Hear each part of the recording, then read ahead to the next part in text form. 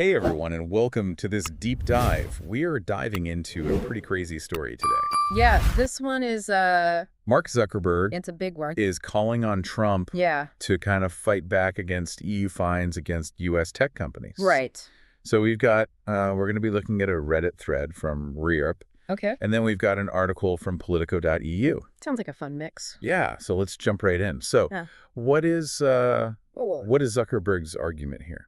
Well, basically, from what Politico is saying, Zuckerberg is saying that these EU antitrust fines that are being levied against U.S. tech companies are essentially tariffs. Okay. It's a way to target American companies Interesting. and to stifle their global competitiveness. And he even called out Biden in the article, saying that, Really? yeah, he doesn't think that the Biden administration is doing enough to push back against these fines.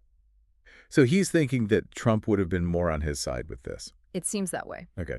The article kind of highlights how Zuckerberg praised Trump specifically, Right. saying that he believed that Trump would defend American companies. And this is all while he's facing a pretty big fine himself, right? Yeah, absolutely. I mean, Yeah. just last November, Wasn't that Meta a was huge fine? it was hit with a $797 million fine for breaking EU antitrust rules. Wow. Which is specifically around ad service providers that Meta was doing. And what are these rules that he was breaking? Think about it this way. Right. Antitrust laws are designed to prevent monopolies and to make sure that there's fair competition. Right. So in this case, the EU is saying that Meta is using its social media dominance to give its own ad services a leg up, which ends up squeezing out competitors. So it's not really about free speech. It's about like a fair marketplace. Exactly. Yeah. Yeah, it's about having a level playing field for businesses. And, you know, the EU has really been much tougher in recent years about data privacy and online content moderation than the U.S. And that difference is at the heart of this tension.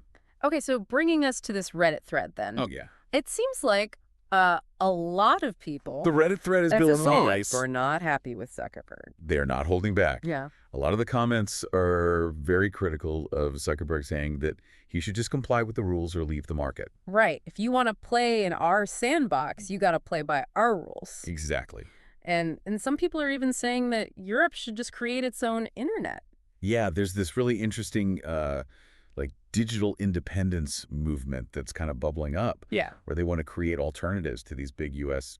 tech giants. It is interesting that this idea of we need to have our own thing because the American thing is not working for us. Right. And there's a lot of frustration, I think, with the power of these big tech giants. Yeah. And a real desire for platforms that reflect European values more. Yeah. Like data privacy, which Zuckerberg had that whole interview with Joe Rogan where he was saying, and I'm quoting here, if some other country was screwing with another industry that we cared about, the U.S. government would probably find some way to put pressure on them. It's such a loaded statement. Oh, yeah. He's essentially saying that the EU is unfairly targeting American companies. Right. Like it's an attack and not legitimate regulation. Yeah, and that's where I guess Trump comes back into this whole thing. Yeah, and a lot of the users in this Reddit thread are worried about what a second Trump term could mean for the relationship between the U.S. and the EU, especially when it comes to tech. They're worried about Trump going in and messing everything up. They're very anxious about it. And remember,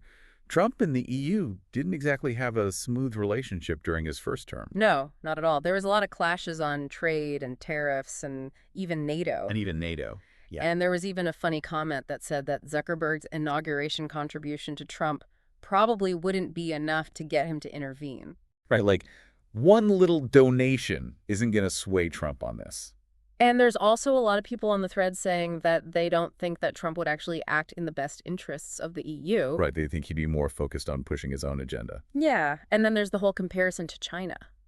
That's an interesting angle. A lot of users brought that up, like the U.S. might ban TikTok because of security concerns. Right. But then they're fighting against EU regulations on American companies. It's a pretty clear double standard. It is, yeah. It looks like they want to restrict foreign companies operating in the U.S., but then they don't want any restrictions on their own companies operating abroad.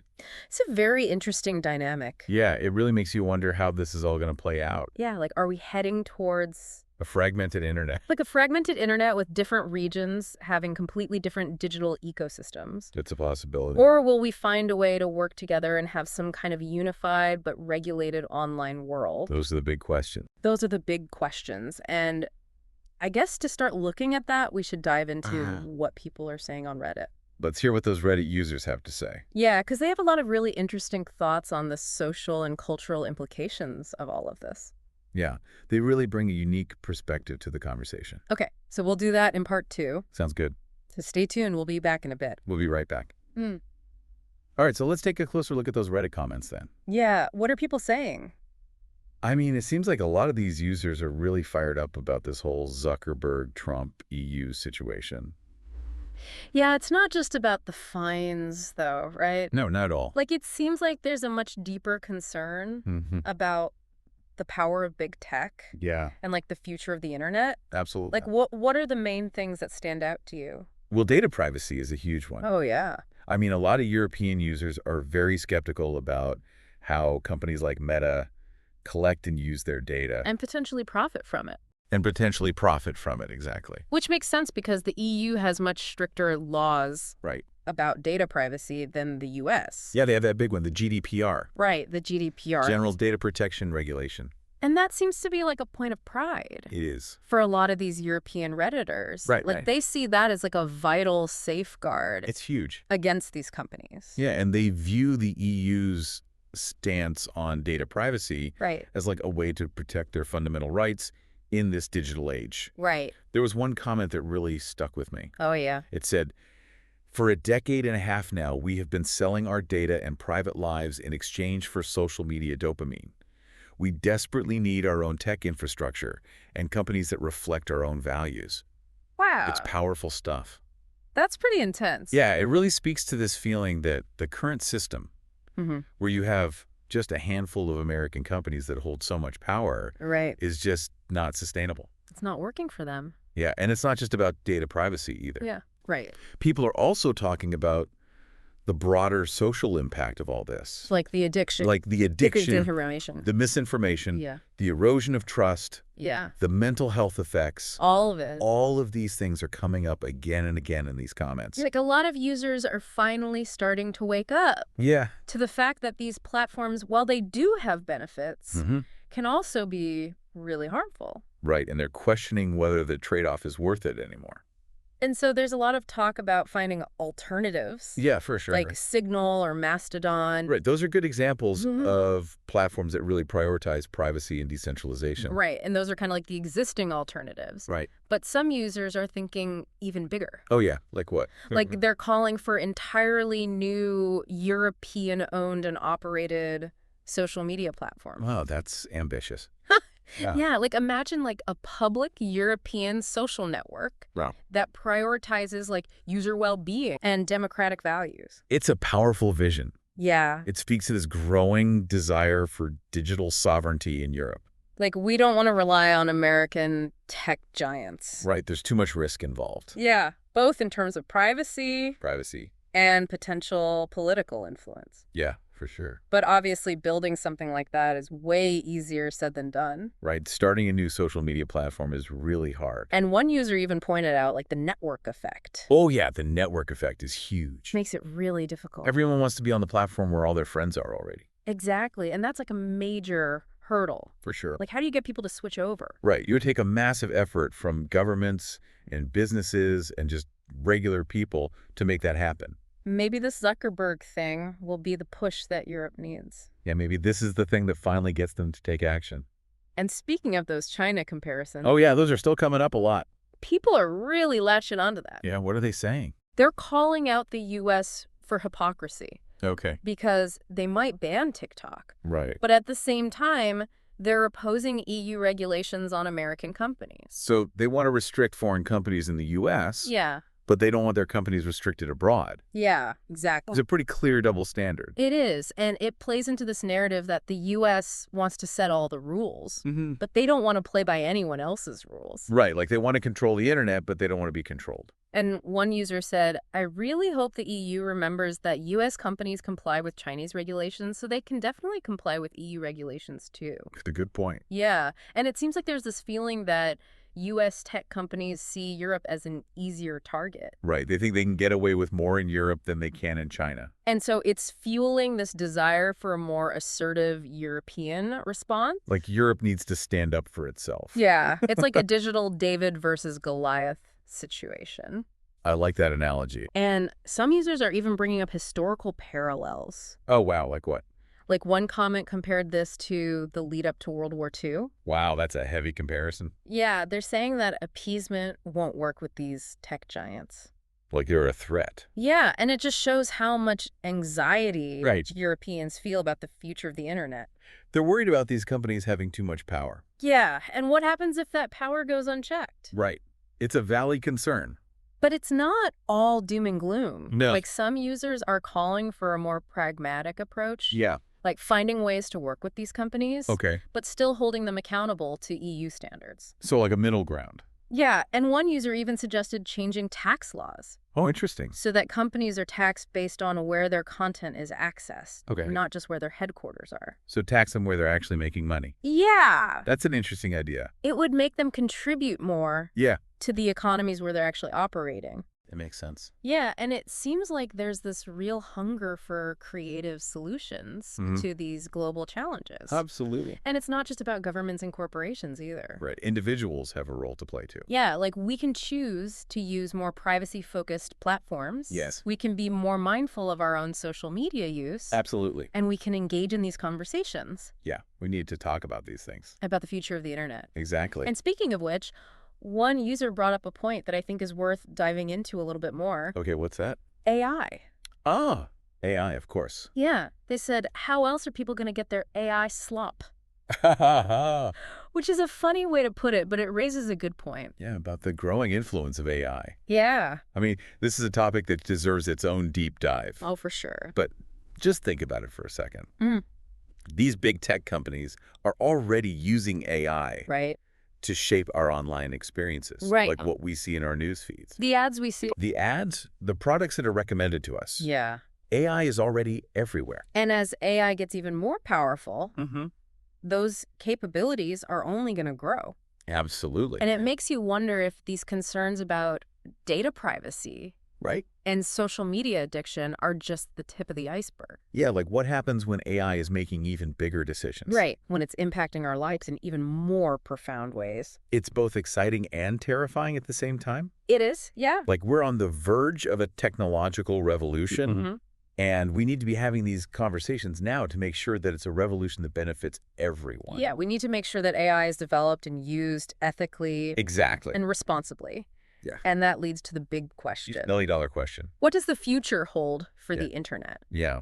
Are we going to have a more fragmented, regionalized internet? Mm-hmm. Or are we going to be able to create a more unified but regulated global network? So many possibilities. So many possibilities. But I think the answer depends on the choices we make. Yeah.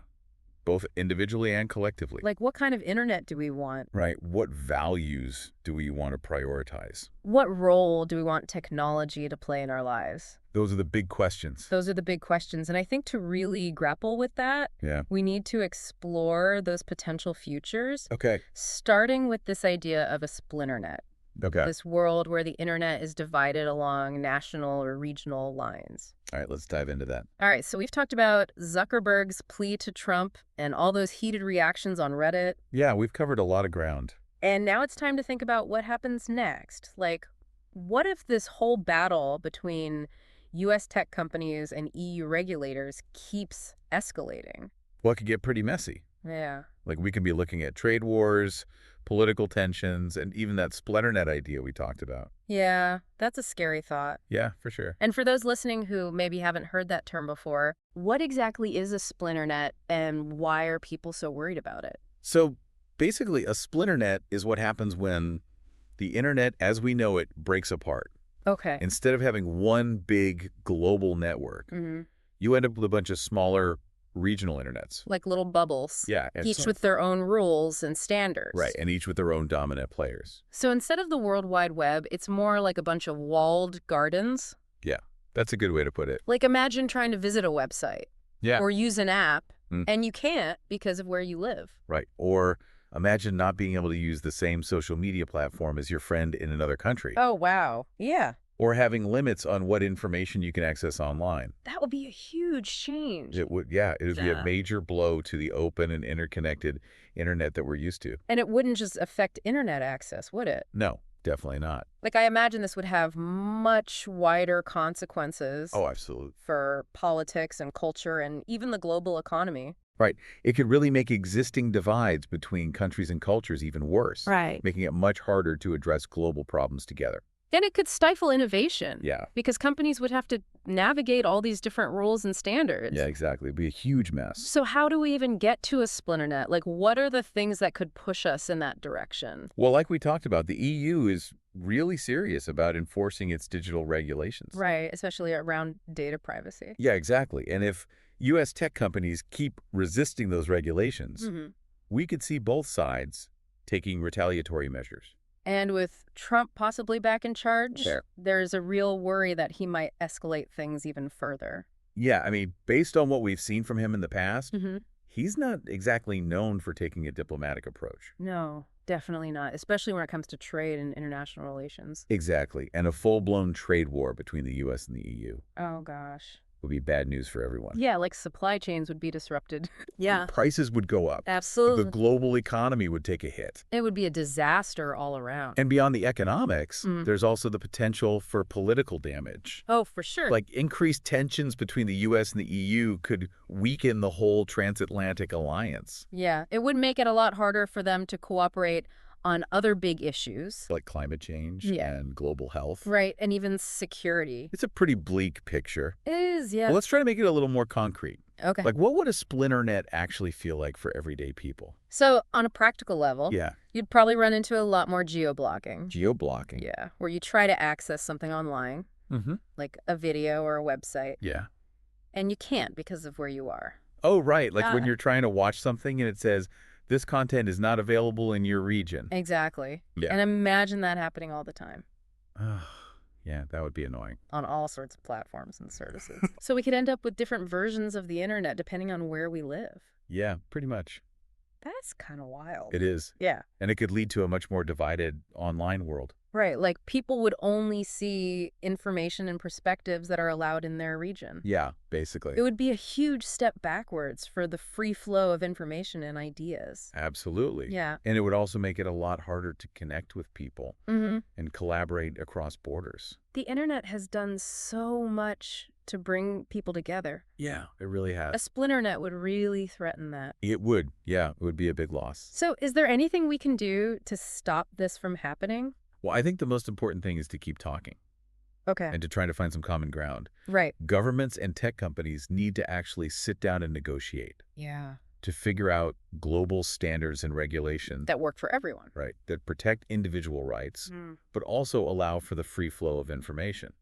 That sounds really difficult, though. It is. Yeah, especially with the way things are right now. Yeah. But I don't think it's impossible. Okay. Like, there are already international organizations that are working on these issues. Really? Yeah, like the United Nations has been involved in discussions about internet governance Okay. and digital rights. It's good to know that someone's thinking about this stuff. It is. Yeah. Yeah. And it's not just up to governments and big organizations either. Right. Regular people like us can make a difference too. So what can we do to push back against a splinter net? Well, you can support organizations that are fighting for an open internet. Okay. You can speak up and advocate for policies that protect digital rights and freedoms. Right. And you can be mindful about the choices you make online, Like what kinds of choices? like choosing to use platforms that align with your values Okay. and that prioritize privacy and security. So being conscious consumers. Exactly. Yeah. It's easy to feel overwhelmed by all of this. Oh, yeah, for sure. But it's important to remember that we all have a role to play We do, yeah. in shaping the future of the internet. It's not something that's just happening to us. Right. We have a say in it. Yeah, the internet is a human creation. Mhm. And it's up to us to decide what we want it to be. Well said. Thank you. So I guess to wrap up this whole deep dive, we've really gone through a lot. Yeah, we have. We've talked about the tensions between U.S. tech companies and the EU. Right, the possibility of a splinternet. The potential impact on all of us. Yeah, we've covered a lot of ground. And we've also talked about the importance of dialogue and cooperation. Yeah, finding ways to work together. And taking action as individuals. Absolutely. To shape a better future for the internet. It's up to all of us. We hope this deep dive has given you a better understanding of what's at stake. Yeah, and we hope it's inspired you to think about these issues. And to join the conversation. Because the future of the internet is something we all need to be talking about. Thanks for joining us on this deep dive. It's been a pleasure.